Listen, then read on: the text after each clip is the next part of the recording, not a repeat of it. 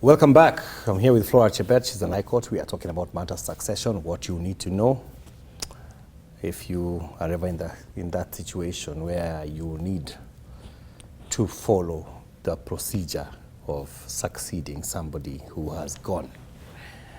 And I know that has happened to many, many people, Flora.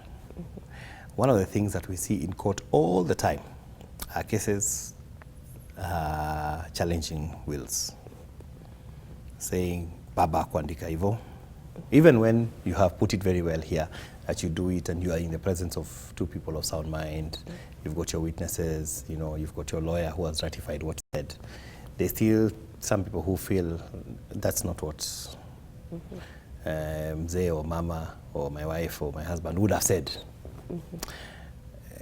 How do we determine that the person who then wrote the will, and whether he was of sound mind or whether he was under duress? Okay. So now that one depends on case-to-case basis, because the court also looks at the circumstances surrounding the will making. For instance, let's say if it is you're challenging that this person was not mentally fit to prepare a will, you would maybe now, because they are witnesses, you would ask the witnesses to also shed a light on the circumstances surrounding that. But generally, in terms of looking at whether the deceased now, the testator had the right state of mind, sometimes even when someone has, let's say, run mad, and there are those moments, we call them lucid moments, when now the testator is understanding what he's doing, and like he understands that he's preparing a will, and he also understands that he has people he's supposed to gift them through the will and the property that he has. So the court will interrogate whether this now the testator had the right state of mind despite having that mental illness. There are those moments that we call now lucid moments. There was even an English case whereby the testator he had contracted syphilis, and he had also mental illness as a result of. So, but when he was preparing the will, he was in the right state of mind. He understood what he was doing, and he had the knowledge that he was preparing a will. He was disposing property to his beneficiaries through the will, and the court said that the will was valid. Yeah, so you interrogate the circumstances surrounding the will, and then whether now that will conforms to the rules. Like, has it been attested by two witnesses? Is it written as the testator signed it? Yeah, so those are what the factors that the court will look at. So to those watching at home, yes, when should you write one? You can write one. Some people say, you know, let me wait until I'm 50. Oh, okay. Or, you know, nikiwa mzee. Yes. So zile nimeanza kuona pressure inapanda. When is the best time to write one? What would you say as a wakili? Any time is the best time. Yeah, because as long as you are in the right state of mind, you are over 18, because some people, maybe they are minors, they own property, but even if maybe they prepare a will at that point in time, it will not be valid.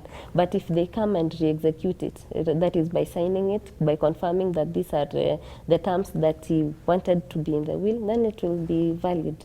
Yeah, but you have to have, first of all, that capacity to prepare a will. That is, you must be over 18 years, you are in the right state of mind. Those are the key things. And then the best thing is, you see, in terms of will making, you can prepare it, whether you're female, you're male, you can prepare it. Yeah, but now, I mean, you have to ensure that you comply with those requirements. Yes, yes, and you must also have that intention to create the will. Yeah. So what's our take home this morning? What would you tell our viewers would be the one thing you want them at least to take away from this conversation? Okay. One thing is that, you see, when you prepare a will, it even organizes your family, or rather the people that you are bequeathing the property through the will. So the best thing would be prepare a will, have your assets and properties and everything in the will, maybe seek an advice of an advocate to help you, so that you put everything in order in case you pass on. Your family at least will be in a good state to take over from there. And then you see now, if there are instances whereby they are minors, they can also be adequately taken care of in the will, and you can also appoint people to specific people now to hold that property in trust of the minor. So, and then with the will, you also have liberty to choose who will be the executors of your estate after death. So the will gives you so many options. It is the easiest. There are so many people we've seen in the media recently. Some have done their will, and that issue is just, it's organized. How the distribution of property after their death is really organized. Yes. We've also seen the opposite. Yes. It's also very disorganized. Yes. I think I saw one case in the newspaper that has run for 40 years now. Yes, it happens. That's madness.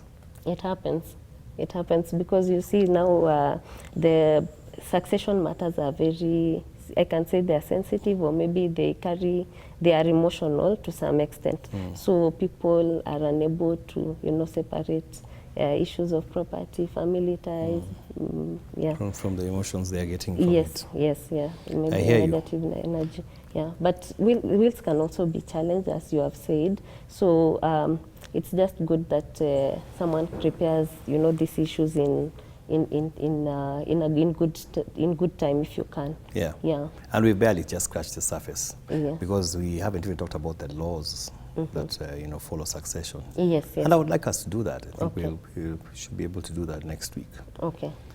But thank you for coming and shedding light on matters to do with succession. Yes. And I look forward to continuing this conversation, even to enable people to get the right kind of information when they are dealing with such a challenge. Yes. And need help. Absolutely. Yeah, thank you for watching. Leah is coming on next with Losu. You have yourself a wonderful day.